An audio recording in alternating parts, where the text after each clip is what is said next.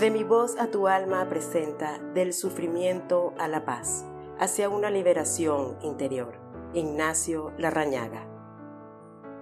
Dijo el amigo al amigo sobre el puente: mira qué alegres están los peces en el río.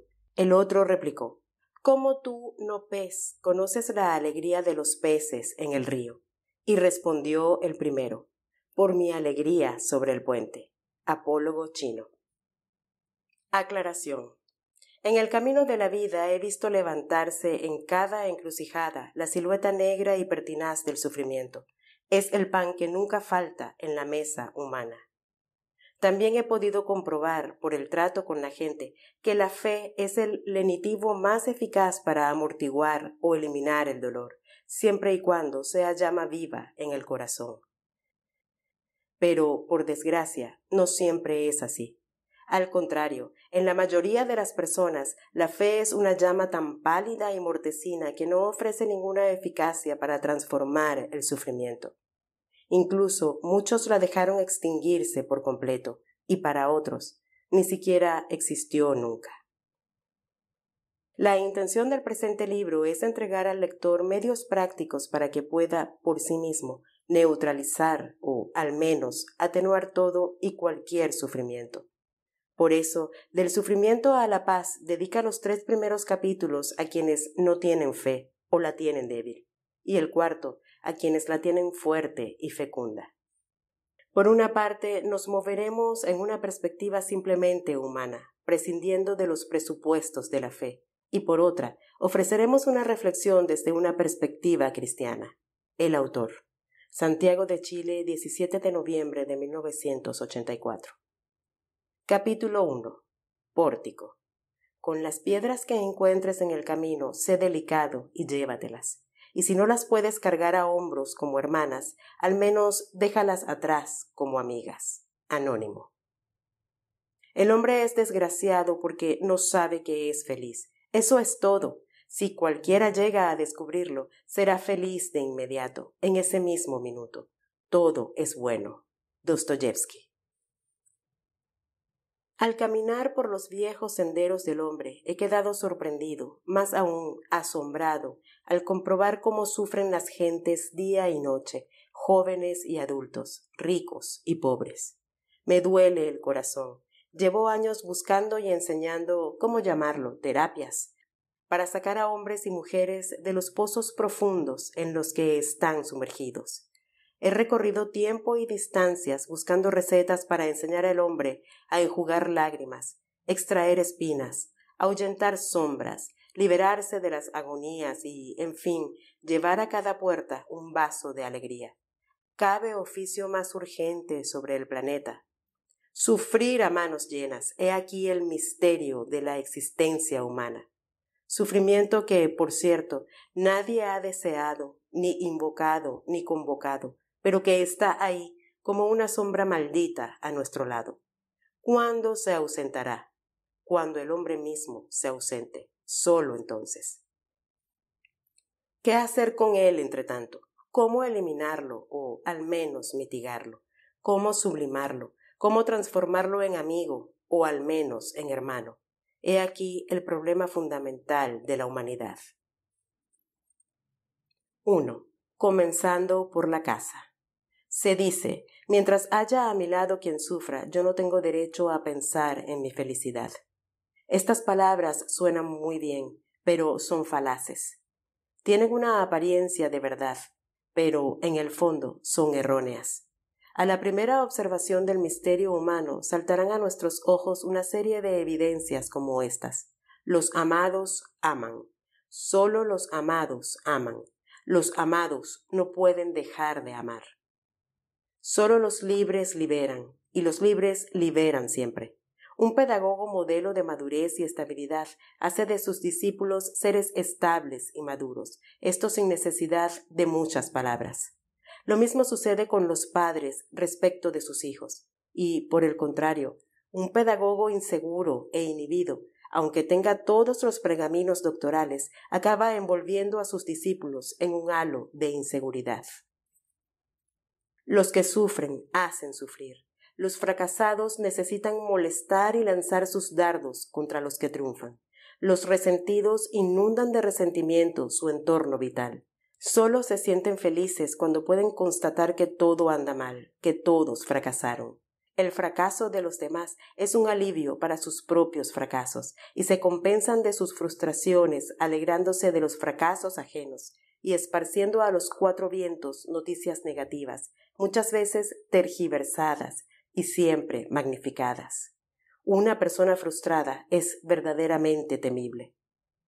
Los sembradores de conflictos en la familia o en el trabajo, siendo perpetuamente espina y fuego para los demás, lo son porque están en eterno conflicto consigo mismos. No aceptan a nadie porque no se aceptan a sí mismos. Siembran divisiones y odios a su alrededor porque se odian a sí mismos. Es tiempo perdido y pura utopía el preocuparse por hacer felices a los demás si nosotros mismos no lo somos, si nuestra trastienda está llena de escombros, llamas y agonía. Hay que comenzar, pues, por uno mismo. Solo haremos felices a los demás en la medida en que nosotros lo seamos. La única manera de amar realmente al prójimo es reconciliándonos con nosotros mismos, aceptándonos y amándonos serenamente. No debe olvidarse que el ideal bíblico se sintetiza en amar al prójimo como a sí mismo. La medida es, pues, uno mismo, y cronológicamente es uno mismo antes que el prójimo. Ya constituye un altísimo ideal el llegar a preocuparse por el otro tanto como se preocupa por sí mismo. Hay que comenzar, pues, por uno mismo. Al respecto, no faltarán quienes arguyan alegremente. Eso es egoísmo. Afirmar esto sin mayores matizaciones no deja de ser una superficialidad. Evidentemente no estamos propiciando un hedonismo egocéntrico y cerrado. Si así fuera, estaríamos frente a un enorme equívoco que podría resultarnos una trampa mortal. Efectivamente, buscarse a sí mismo, sin otro objetivo que el de ser feliz, equivaldría a encerrarse en el estrecho círculo de un seno materno. Si alguien busca exclusiva y desordenadamente su propia felicidad, haciendo de ella la finalidad última de su existencia, está fatalmente destinado a la muerte, como Narciso, y muerte significa soledad, esterilidad, vacío, tristeza. En sus últimas instancias, el egoísmo avanza siempre acompañado e iluminado por resplandores trágicos. Egoísmo es igual a muerte, es decir, el egoísmo acaba siempre en vacío y desolación.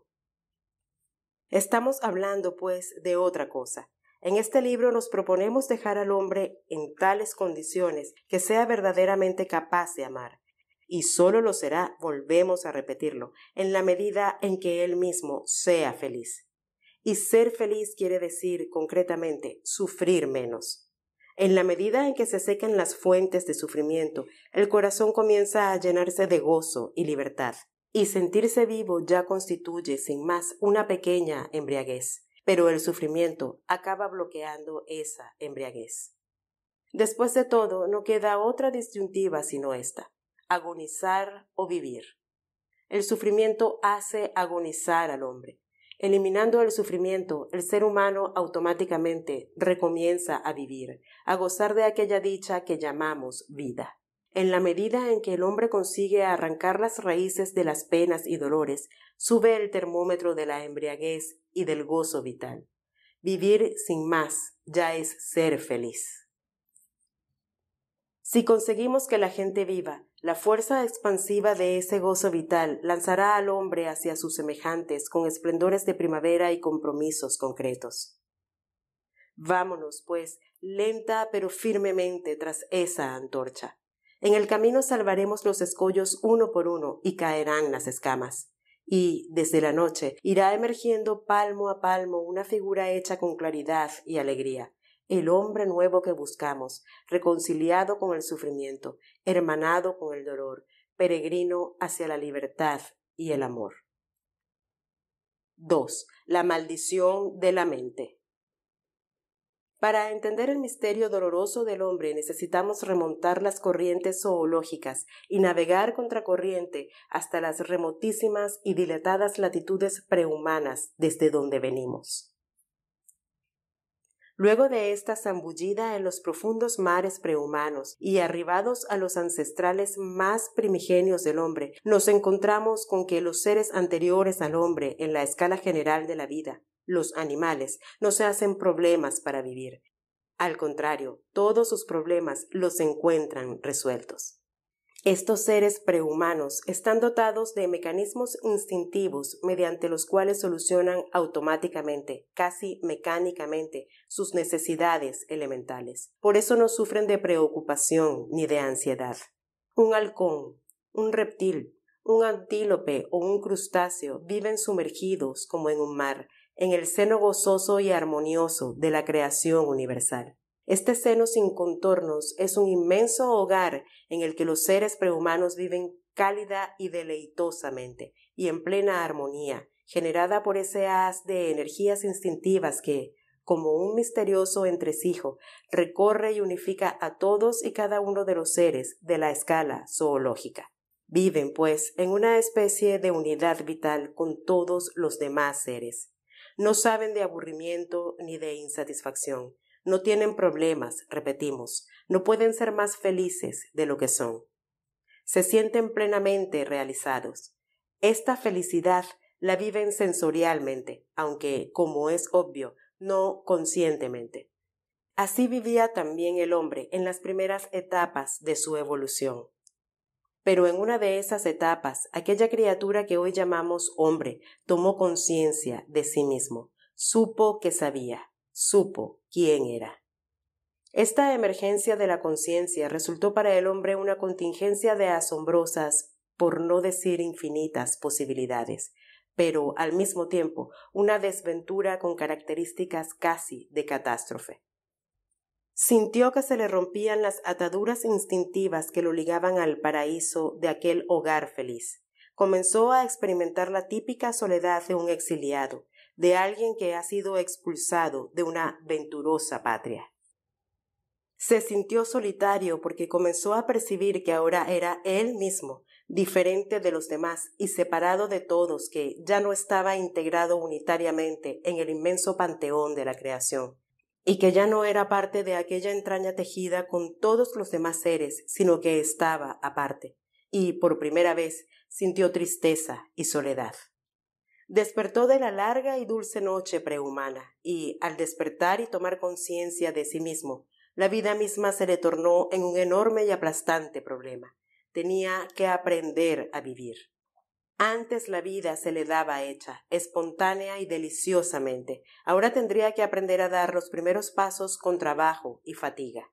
Antes el vivir era un hecho consumado, ahora un arte. Antes una delicia, ahora un desafío.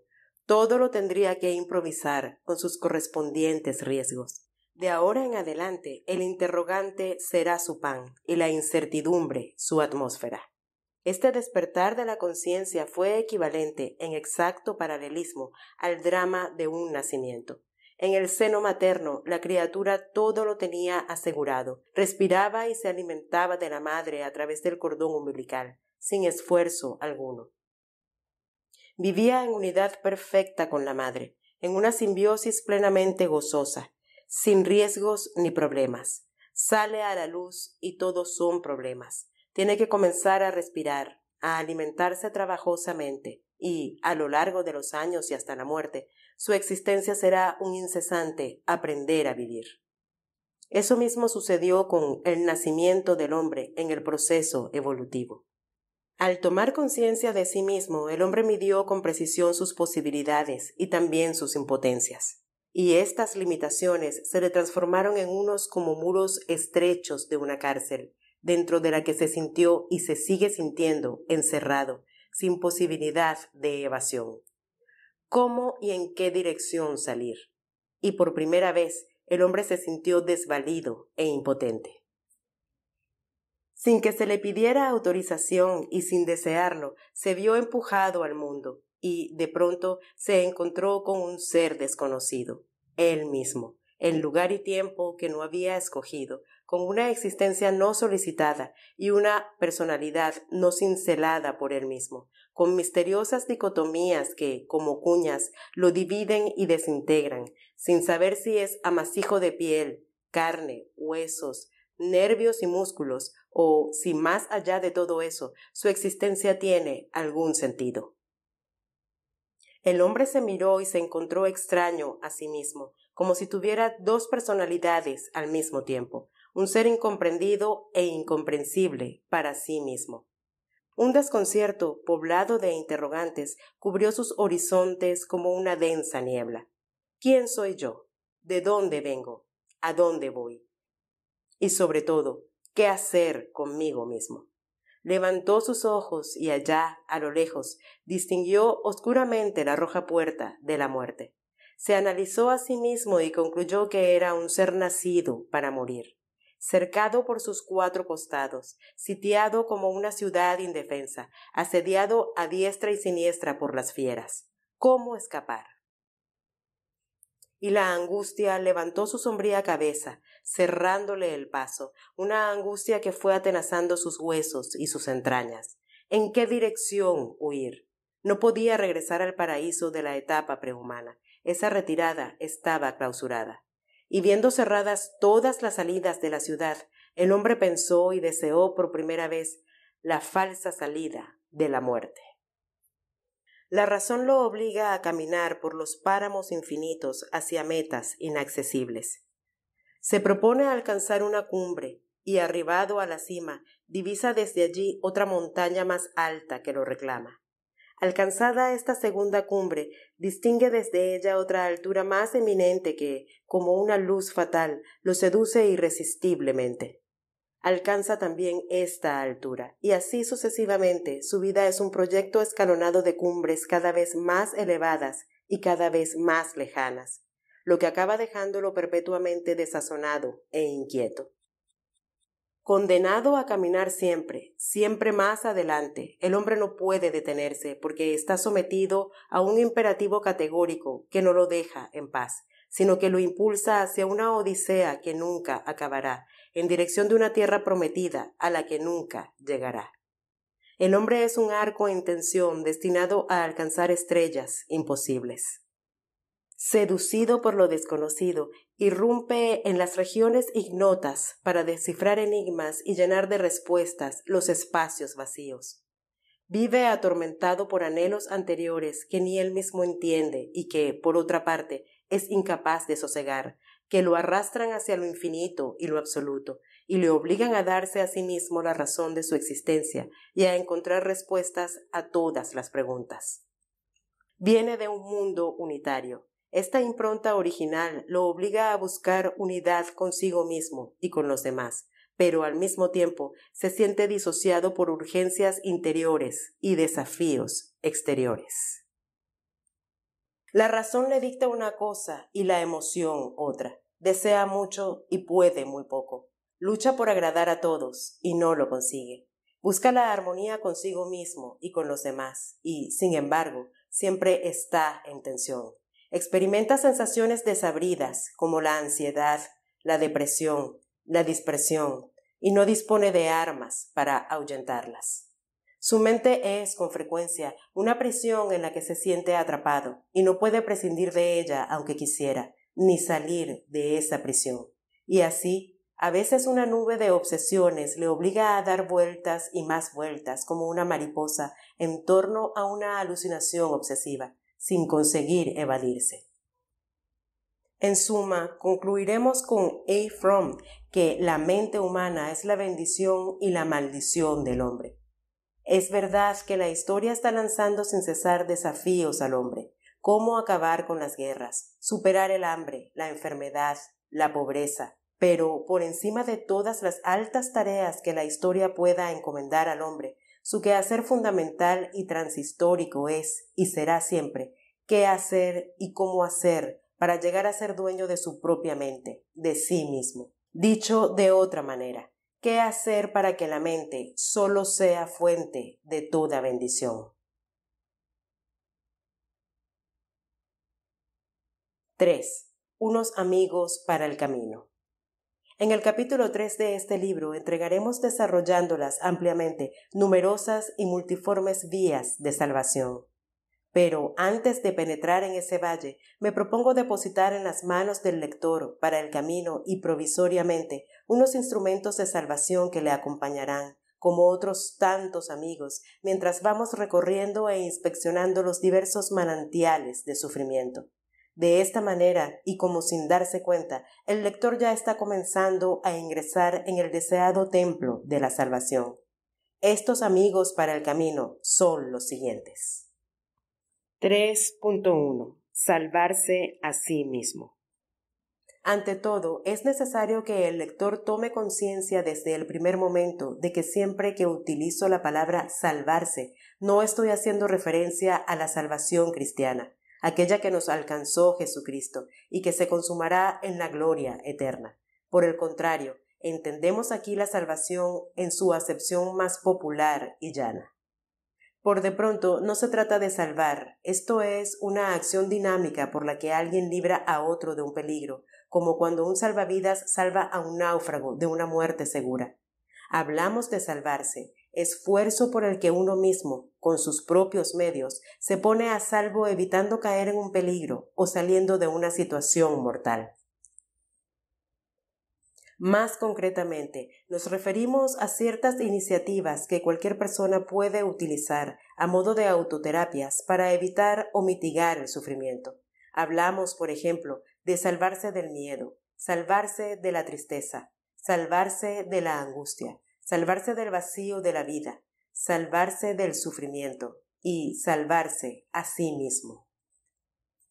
No hay especialista que pueda salvar con sus análisis y recetas. La salvación es el arte de vivir, y el arte se aprende viviendo, y nadie puede vivir por mí o en lugar de mí. No hay profesional u orientador que sea capaz de infundir en el discípulo el coraje suficiente como para lanzarse por la pendiente de la salvación. Es el mismo discípulo quien tiene que sacar desde su fondo ancestral las energías elementales para atreverse a afrontar el misterio de la vida con todos sus desafíos, reclamos y amenazas. Es uno mismo quien puede y debe salvarse a sí mismo, para adquirir de esta manera la tranquilidad de la mente y el gozo de vivir. Para ello hay que comenzar por creer en uno mismo y tomar conciencia de que todo ser humano es portador de inmensas capacidades que normalmente están dormidas en sus galerías interiores, capacidades por las que, una vez despiertas y sacadas a la luz, el hombre puede mucho más de lo que imagina. Dispone, además, de la maravilla de su mente, grávida de fuerzas positivas a las que puede dar curso libre. Hay que comenzar, pues, por creer en uno mismo y en la propia capacidad de salvación. Cuando decimos salvarse, no nos estamos refiriendo a enfermedades o, más concretamente, a disfunciones mentales. En el caso de tales enfermedades, se trata generalmente de síntomas compulsivos u obsesivos por los que el enfermo no consigue funcionar en la sociedad como una persona normal. Estos enfermos quieren o quisieran encontrarse en un estado tal que no se sintieran más infelices de lo que puede sentirse cualquier persona normal, y eso significa curarse para estos casos. Estas personas, sin embargo, son una minoría en la sociedad, así como los enfermos son excepción en el conjunto de la humanidad. Necesitan atención profesional, y no nos referimos a ellas en la presente reflexión.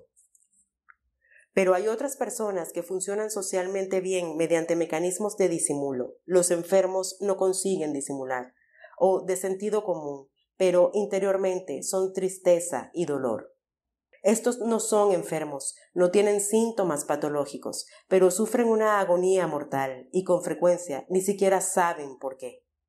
Sufren depresión, insomnio, sacan a relucir sus problemas matrimoniales o profesionales, pero no es ese su verdadero problema.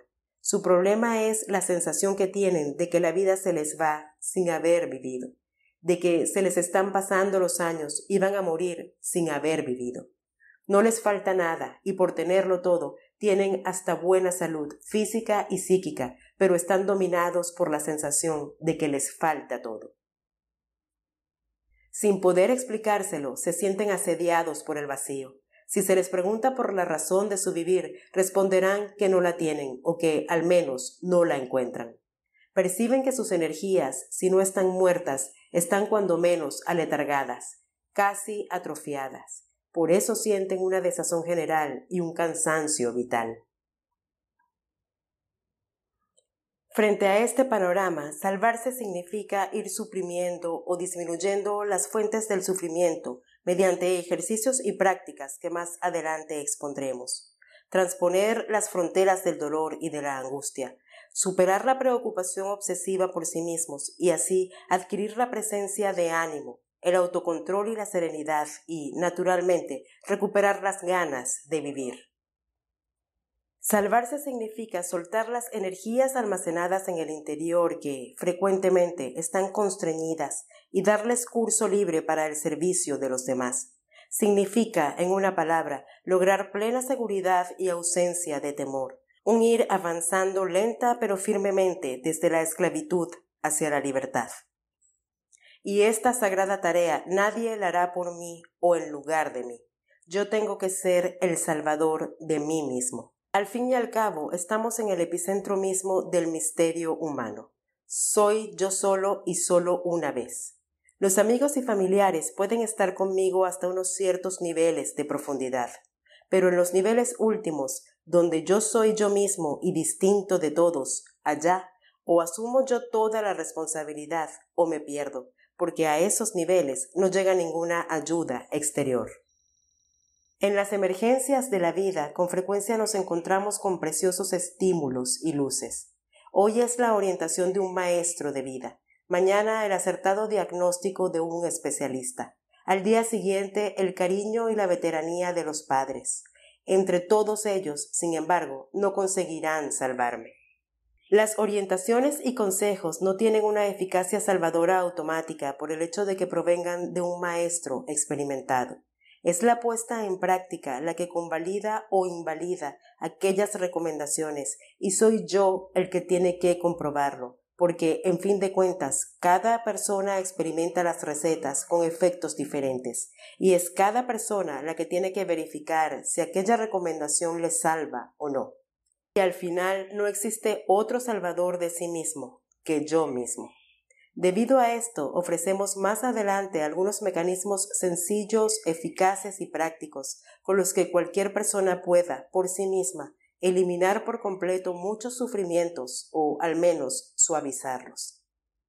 Si hasta ahora sufría como 40 grados, permítaseme la expresión, que más tarde sufra como 35, luego como 30 y así sucesivamente. Por eso, y para este contexto, sonará reiteradamente en los capítulos que siguen esta urgente recomendación. Sálvate a ti mismo. 3.2. Despertar. Despertar es el primer acto de salvación. La conciencia es como una minúscula isla de pocos kilómetros cuadrados situada en medio de un océano de profundidades insondables y horizontes casi infinitos. Este océano se llama el subconsciente. A la vista nada se advierte, todo está en calma, pero en lo profundo todo es movimiento y amenaza. Hay volcanes dormidos que, de pronto, pueden entrar en erupción, energías ocultas que guardan retenida el alma de un huracán, fuerzas propulsoras que encierran gérmenes de vida o de muerte. El hombre, por lo general, es un sonámbulo que camina, se mueve, actúa, pero está dormido. Se inclina en una dirección y con frecuencia no sabe por qué. Irrumpe aquí, grita allá, ahora corre, más tarde se detiene, acoge a este, rechaza a aquel, llora, ríe, canta, ahora triste, después contento. Son generalmente actos reflejos y no plenamente conscientes. A veces da la impresión de ser un títere movido por hilos misteriosos e invisibles. Es el mar profundo del hombre, el lado irracional y desconocido que, mediante mecanismos que parecerían sortilegios, lo van llevando en direcciones inesperadas y, en ocasiones, por rumbos disparatados. ¿Qué se hizo de la brújula? ¿Funciona todavía la libertad? ¿Cuántas veces el hombre no entiende nada? y sufre. Sufre porque está dormido. No se da cuenta de que, como lo diremos tantas veces, el sufrimiento humano es puramente subjetivo. La mente es capaz de dar a luz fantasmas alucinantes que luego atormentarán sin piedad a quien los engendró. Los miedos son, generalmente, sombras fantásticas, sin fundamento ni base en la realidad. El hombre está dormido. Y dormir significa estar fuera de la objetividad. Dormir es sacar las cosas de su dimensión exacta. Es exagerar los perfiles negativos de los acontecimientos, personas, cosas. Dormir es proyectar mundos subjetivos sobre los sucesos exteriores. Las inseguridades y temores son, por lo general, hijos de una obsesión. El miedo, insisto, engendra y distingue fantasmas por todas partes. Este no me quiere, aquel está en contra de mí, ese proyecto está destinado a fracasar, todos se han conjurado en mi contra, están tramando desplazarme del cargo, aquellos otros me han retirado su confianza, aquella no me mira bien, aquella otra no me saluda como antes. ¿Qué le habrán contado acerca de mí? La de más allá se muestra ahora fría y distante conmigo. ¿Qué habrá pasado? Y todo no es sino un engaño, o al menos una espantosa magnificación o mucha suposición. No hay nada de eso, o muy poco. Está dormido. Muchas personas viven con sustos y alucinaciones en pleno día, con el mismo realismo con que se viven las pesadillas a medianoche. Los fantasmas narcisistas pueblan su alma de ansiedades y no se dan cuenta de que todo es materia subjetiva, de que están dormidos. De tanto dar vueltas a sucesos infelices, acaban magnificándolos y no se dan cuenta de que están soñando. Les sucede lo mismo que a las bolas de nieve. Cuantas más vueltas dan, más grandes se hacen. De pronto se sienten atenazados por el terror, sin caer en la cuenta de que solo se trata de una manía persecutoria, una alucinación que inventa y dibuja sombras siniestras, cuando en realidad nada de eso existe. Están dormidos. Hechos intrascendentes los transforman en dramas, y peripecias ridículas las revisten con ropajes de tragedia. Están dormidos. No quiero decir que esto suceda a la mayoría de las personas en este tono y con este colorido. También hay muchos sujetos verdaderamente objetivos, por supuesto. Sin embargo, el trato con numerosas personas a lo largo de no pocos años me ha enseñado que la proyección subjetiva es, si bien en grados y momentos diferentes, un hecho mucho más generalizado de lo que se cree. De todos modos, en el presente caso me estoy refiriendo en particular a quienes tienen tendencias subjetivas, aunque no necesariamente en un grado elevado. Los tipos aprensivos, obsesivos, acomplejados, pesimistas. Y no se trata de neurosis, sino de personas con inclinaciones subjetivas. Al exterior, su comportamiento no se diferencia del de los demás, pero interiormente no viven, agonizan. Es preciso despertar, y despertar es salvarse, es economizar altas cuotas de sufrimiento. ¿Qué es, pues, despertar? Es el arte de ver la naturaleza de las cosas en uno mismo y en los demás con objetividad, y no a través del prisma de mis deseos y temores.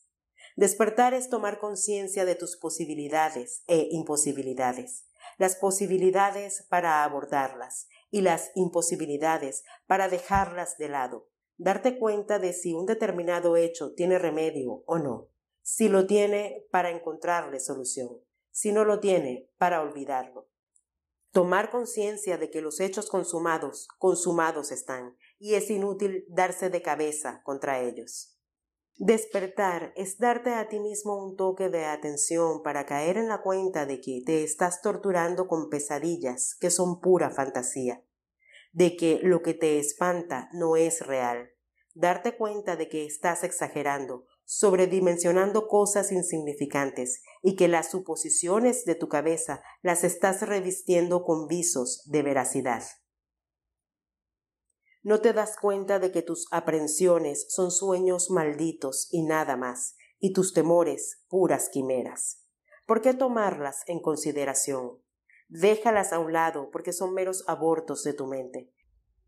Saber que los sueños, sueños son. Saber dónde comienza la ilusión y dónde la realidad. Saber que todo pasará, que aquí no queda nada, que todo es transitorio, precario, efímero. Que las penas suceden a las alegrías y las alegrías a las penas. Saber que aquí abajo nada hay absoluto, que todo es relativo y lo relativo no tiene importancia o tiene una importancia relativa. Despertar, en suma, es saber que estabas durmiendo. Basta despertar y se deja de sufrir. A medianoche el mundo está cubierto de tinieblas. Amaneces y ¿dónde se escondieron las tinieblas? No se escondieron en ninguna parte, sencillamente no eran nada. Y al salir la luz se ha comprobado que eran nada. De la misma manera, cuando tú estabas dormido, tu mente estaba poblada de sombras y tristeza. Amanece, despiertas y ahora ves que tus temores y tristezas eran nada. Y al despertar se esfuma el sufrimiento, como se esfumaron las tinieblas al amanecer. Basta despertar y se deja de sufrir. Siempre que te sorprendas a ti mismo, en cualquier momento del día o de la noche, agobiado por la angustia o el temor, piensa que estás dormido o soñando. Haz una nueva y correcta evaluación de los hechos. Rectifica tus juicios y verás que estabas exagerando, presuponiendo, imaginando. Dedícate asiduamente al ejercicio de despertar. Siempre que te encuentres turbado, levanta la cabeza y sacúdela. Abre los ojos y despierta. Muchas tinieblas de tu mente desaparecerán y grandes dosis de sufrimiento se esfumarán. Verás. Este es el segundo ángel en el camino, despertar. A lo largo de los capítulos siguientes, frecuentemente haremos resonar este clarín. ¡Despierta! 3.3. Paciencia. A las pocas semanas de nacer, los pájaros vuelan, los patos nadan, los gatos salen a cazar. A los 15 minutos de haber salido a la luz, una llama ya se pone de pie y comienza a caminar detrás de su madre, cordillera arriba. No necesitan aprender a caminar, volar, nadar, cazar. Por el mero hecho de existir, disponen de todos los resortes necesarios para defenderse y sobrevivir. Se podría decir que todas las técnicas vienen elaboradas en las entrañas de su organismo. Las traen aprendidas sin necesidad de entrenamiento. Es el equipo instintivo que los conduce certeramente por los caminos de la supervivencia. No sucede así con el hombre. Una vez nacida, la criatura humana es el ser más desvalido de la creación. Todo lo tiene que aprender, y no precisamente en fuerza de una inspiración interior, sino que son los otros quienes se lo tienen que enseñar. Primero a andar, luego a hablar, más tarde a pensar y educarse. Aprende, en suma, a utilizar la inteligencia en lugar del instinto, con la particularidad de que el instinto funciona espontáneamente, casi mecánicamente, y en cambio, el uso de la inteligencia presupone riesgos, porque obliga al hombre a realizar un complejo proceso de análisis, comparación, exclusión, opción, todo lo cual involucra grandes incertidumbres e impredecibles emergencias. Y por este camino le llega al hombre un desabrido visitante que, como sombra, nunca más se apartará de su lado: la ansiedad. El aprendizaje del arte de vivir no se termina cuando el hombre alcanza su mayoría de edad o al conseguir un diploma universitario para ejercer una profesión y ser autónomo. Porque vivir no consiste en ganarse el sustento cotidiano o en formar un hogar. ¿Qué consigue el hombre con haber asegurado una sólida situación económica o con haber educado una hermosa familia si su corazón sigue agonizando en una tristeza mortal? Vivir es el arte de ser feliz, y ser feliz es liberarse, en mayor o menor grado, de aquella ansiedad que, de todas formas, seguirá porfiadamente los pasos humanos hasta la frontera final. El arte de vivir consistirá, pues, en una progresiva superación del sufrimiento humano, y por este camino, en una paulatina conquista de la tranquilidad de la mente, la serenidad de los nervios y la paz del alma. Pero no crea que esta felicidad la puede alcanzar el hombre como por arte de magia o como un regalo de Navidad. Si para obtener un título universitario o montar una próspera empresa el hombre ha necesitado largos años de esfuerzo, trabajando día y noche, con férrea disciplina, metodología y sobre todo con una tenacidad a toda prueba y por momentos heroicas, que nadie sueñe con doblarle la mano a la ansiedad o ganar la batalla del sufrimiento, llegando así a aquel anhelado descanso de la mente con un trabajo esporádico y superficial. Cuando decimos paciencia, queremos significar esfuerzo, orden y dedicación en la práctica de los ejercicios de autocontrol, relajación, meditación, que más tarde presentaremos. No vas a conseguir nada con solo leer estas páginas o con abrigar buenas intenciones. Es imprescindible que los deseos se transformen en convicciones y las convicciones en decisiones. Las decisiones, a su vez, tienen que conducirte como de la mano a reordenar tu programa de actividades y en medio de estas reservar espacios libres para practicar diaria y metódicamente los diversos ejercicios.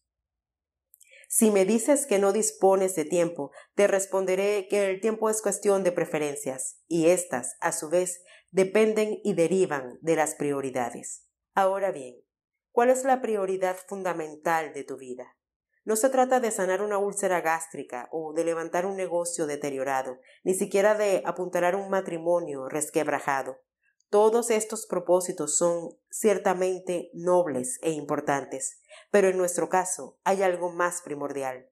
Nosotros estamos jugando y conjugando aquí nada menos que con el sentido de una vida, expresión escurridiza que, al pretender encerrarla en los moldes de una definición, se nos escapa de las manos. ¿Qué es, pues, sentido de la vida? Es aquel valor que da valor a todos los demás valores. De pronto, todo lo que es y hace una persona, palabras, actitudes, reacciones, aparece revestido con un color y brillo tan particulares que no se puede explicar con palabras. Eso es el sentido de una vida. Es, ¿cómo decirlo?, un cierto tono de alegría que no se traduce en una risa ni en una sonrisa, que envuelve a algunas personas vistiéndolas como de un aire primaveral y que todos perciben desde lejos y dicen: esa persona tiene un no sé qué que no sé cómo calificarlo, pero se le ve tan feliz. Es, en fin, aquella sensación de plenitud que, en el otoño de sus años, al volver sus miradas hacia atrás, les hace exclamar a algunas personas: valió la pena. De verdad, fue una venturosa aventura. Pues bien, ese objetivo central de una vida no se conseguirá sin una dedicación metódica y ordenada. Para poder ahuyentar las sombras de la casa y dar lugar a la alegría, es imprescindible someterse a una ejercitación ininterrumpida de autocontrol y meditación a lo largo de los días y los años. No es necesario que lleves a cabo todas y cada una de las prácticas que incluiremos en el capítulo 3. Sí es conveniente, sin embargo, probar y comprobar todas estas prácticas y quedarse con las que produzcan mejores resultados. No hay que olvidar nunca el misterio general e imponderable del ser humano. Un mismo ejercicio ejecutado en momentos diferentes produce resultados diferentes en una misma persona. La vida es esencialmente ilógica porque es esencialmente movimiento oscilante de altibajos, sin vislumbrarse con frecuencia las causas que originan tan desconcertante vaivén. Cuando el hombre tendría motivos más que suficientes para saltar de alegría, está abatido. De pronto, en los días azules su alma está nublada, y en los días nublados su alma está en azul. No hay lógica. Tal persona deseó ardientemente conquistar aquella meta soñada, y alcanzado el sueño, se queda insatisfecha, con un amago de decepción. De repente, cuando sus negocios iban viento en popa, su estado de ánimo está por los suelos, y cuando a su alrededor todo es desastre y ruina, no se sabe qué ángel interior lo estimula para seguir luchando. Paciencia, que es el arte de saber, significa tomar conciencia de que la naturaleza humana es así. Hay que comenzar por aceptarla tal cual es, para no asustarse cuando los resultados no sean proporcionales a los esfuerzos o cuando los efectos hayan sido extrañamente imprevisibles. Poniendo por delante estos supuestos, con frecuencia te encontrarás con el hecho de que un ejercicio de relajación y concentración correctamente efectuado hoy te dejará relajado y mañana tal vez tenso. En la vida no hay procesos uniformes. Al quinto día, por ejemplo, percibirás un progreso notable en el descanso mental y al 30º día te sentirás más ansioso que el primero. Es normal, el camino de la salvación, como el de la vida misma, no es llano y recto. Antes bien está erizado de dificultades, curvas violentas, pendientes empinadas, recaídas bruscas, contramarchas. Una meditación sobre la relatividad de la vida hoy te deja insensible y mañana te impacta profundamente. El día menos pensado, cuando creías haber dado pasos decisivos hacia la tranquilidad mental, entras inesperadamente en una fatal crisis de angustia. Cualquier día vas a sentirte hastiado de todas estas terapias y caminos de paz, con la aguda sensación de estar perdiendo el tiempo e incluso hasta de estar haciendo el ridículo, y es probable que te asalte el apremiante deseo de tirarlo todo por la borda. No te asustes contigo mismo. Despertar, saber que las cosas son así y aceptarlas como son. He ahí el misterio de la paciencia. En realidad estás avanzando, pero este ascender está cuajado de retrocesos, vacilaciones y altibajos. Acepta con paz esa realidad. Los resultados dependen de una serie de factores. El esfuerzo y la dedicación en la práctica de los ejercicios es un factor predominante. También influye la constancia. Si una persona que se ha ejercitado con regularidad por años abandona de pronto la ejercitación, percibirá de inmediato e inequívocamente un estado de debilitamiento interior. Es decir, que el miedo y la angustia comienzan de nuevo a golpear las puertas, regresa el nerviosismo y vuelve a sentirse otra vez desasosegado e infeliz.